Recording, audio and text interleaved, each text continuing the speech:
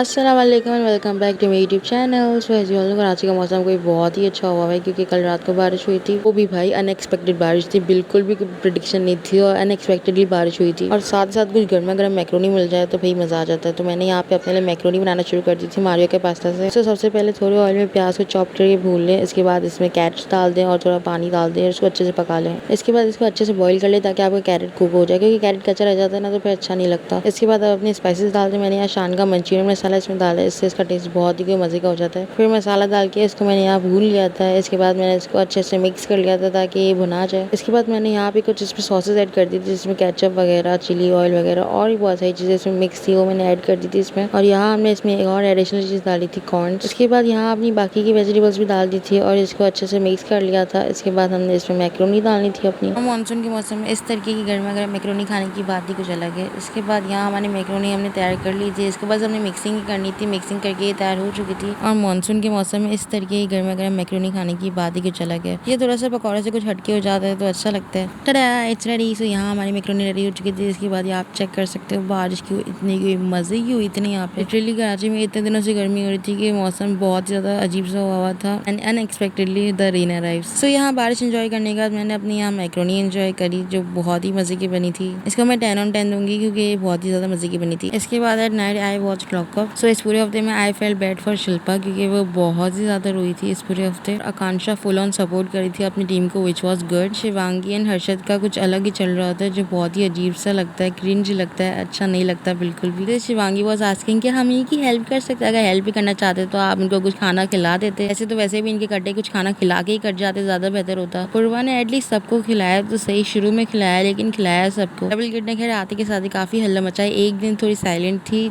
सबको ऑब्जर्व करी थी। इसके बाद जो शुरू हुई है वो एंड जो इसके एक एपिसोड था जिसमें शिल्पा बहुत ज्यादा रो रही है इसकी वजह से। लिटरली यार मुझे रोना आ रहा था, क्यों ये इसने जानबूझ के नहीं किया था। She was literally helping Harshad in it. Kanksha ने भी फुल ऑन सपोर्ट किया अपनी टीम को। और भाई मुझे श्रेया और शिल्पा इतने कोई अच्छे लगते हैं ना इस शो में, बिल्कुल भी पर्सनैलिटी जो है वही दिखाते हैं, दूसरों की तरह नहीं है, अंदर से कुछ और बाहर से कुछ और। मैंने प्रोमो देखा था जिसमें हिना खान आने वाली है तो बहुत ही एक्साइटेड हूँ हिना और शिल्पा का साथ फेस ऑफ देखने का। लेकिन इस पूरे हफ्ते में शिल्पा मतलब हर एपिसोड में रोई ही है, which kind of I felt bad. So यहाँ मुझे लॉग ऑफ देखते देखते भूख लग रही थी। मैंने अपने लिए कॉफी बना ली थी और I was also having some Cheetos with it. Coffee यहाँ मैं पी रही थी लेकिन बुरा मुझे उन लोगों के लग रहा था, आकांक्षा रेड टीम के लिए। जब फरहान ने एक्सेस से अपूर्वा को दिया था which was kind of so relief for me क्योंकि मुझे शिवांगी बिल्कुल भी अच्छी नहीं लगी थी। सो या that was all for today. Hope you like my video. Stay tuned for the next video. मैं इसी तरीके की वीडियोस अपलोड करती रहूंगी तो आप लोग जरूर देखना मेरी वीडियोस और सब्सक्राइब जरूर कर लेना क्योंकि मैं अभी नई आई हूँ उस पर। So yeah thank you for watching, bye.